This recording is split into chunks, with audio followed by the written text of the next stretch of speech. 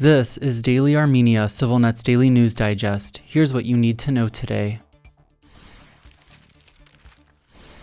Azerbaijan has warned Armenia to accept all of its conditions ahead of talks this week between the two countries' top diplomats. Armenia and its patrons were completely wrong, and they are still wrong today. Armenia should understand that the only way is to accept all of Azerbaijan's conditions and give up its territorial claims against Azerbaijan, Azerbaijani President Ilham Aliyev said yesterday on a visit to Nagorno-Karabakh. There was no immediate reaction to Aliyev's remarks from Armenian Prime Minister Nikol Pashinyan or his administration. Earlier yesterday, a government spokesperson confirmed Foreign Ministers Ararat Mirzoyan of Armenia and Ceyhun Bayramov of Azerbaijan would meet on Wednesday and Thursday in Berlin. No other details were made immediately available. That comes less than 2 weeks after Pashinyan and Aliyev held talks mediated by German Chancellor Olaf Scholz at this year's Munich Security Conference, marking the two leaders' first such meeting in more than 6 months. Last week, Armenia's security chief confirmed Yerevan had received Baku's latest proposal for a normalization agreement, telling reporters overall we see a positive dynamic, though acknowledging unnamed setbacks. Armenia and Azerbaijan have exchanged a number of draft normalization deals since the 2020 Nagorno-Karabakh war, but have yet to reach a final agreement. Since 2020, the European Union and United States have together coordinated one mediation track, while Russia has overseen a separate track.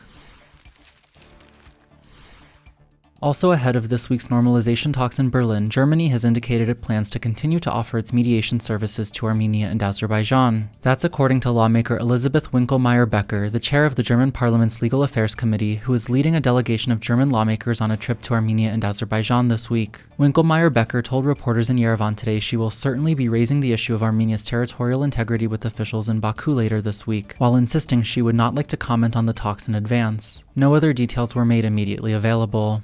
Continuing, Winkelmeyer-Becker argued that from the point of view of international law, the Nagorno-Karabakh conflict is in no way comparable to the war of aggression unleashed by Russia on the sovereign territory of Ukraine. In related news, a European Union spokesperson today warned of unnamed consequences if Azerbaijan further violates Armenia's territorial integrity, while insisting Brussels has no plans as of now to sanction Baku. We will continue to engage with Azerbaijan and convey very strongly the message that unilateral actions like the threat of force and violations of international law will carry consequences. But again, we are at a stage in our relations with Azerbaijan where, instead of threats, we still prefer engagement, Peter Stano told the Armen press news agency.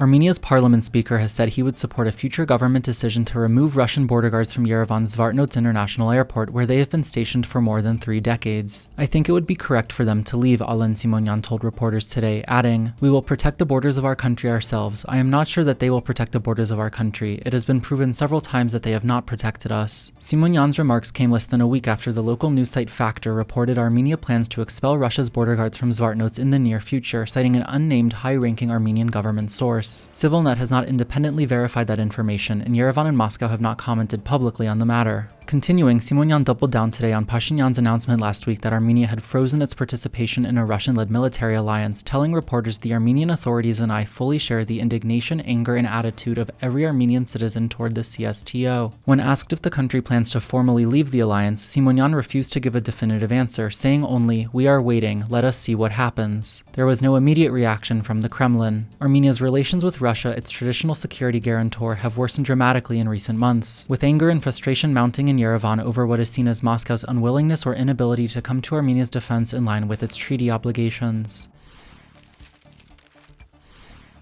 You can also take a look at CivilNet's latest photo story on the history and artistry of Armenian carpet making through the ages. The full essay is up now on civilnet.am. And finally, the CivilNet number of the day is 84 million. That's the total amount of funding in dollars that the Armenian government spent last year to accommodate and support Armenians who were forcibly displaced from their homes in Nagorno-Karabakh, according to the government's annual activity report out this week.